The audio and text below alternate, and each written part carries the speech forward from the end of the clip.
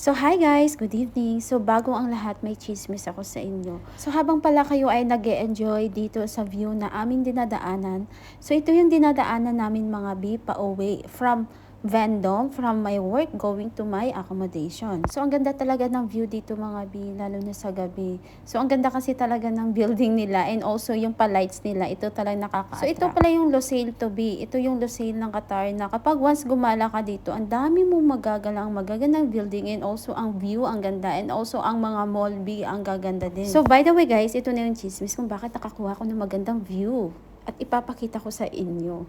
At ito palang building na to guys, ito yung nakikita nyo na parang alien yung design. Dalawa yan. So yan yung Qatar University dito sa Qatar. Ang ganda nito B.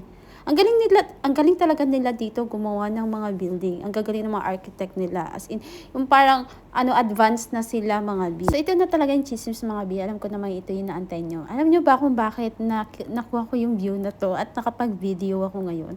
Kasi be, nasira yung company bus namin.